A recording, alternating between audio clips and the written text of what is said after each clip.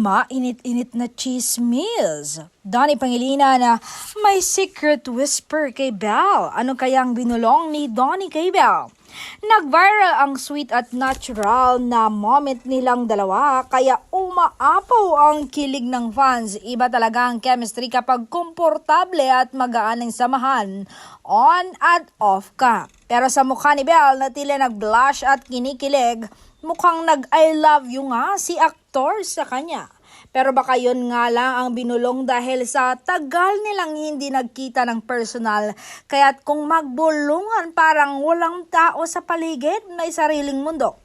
So kung mahilig ka sa mga Don Belle updates, huwag kalimutang mag-like, mag-comment at mag-subscribe para sa daily updates.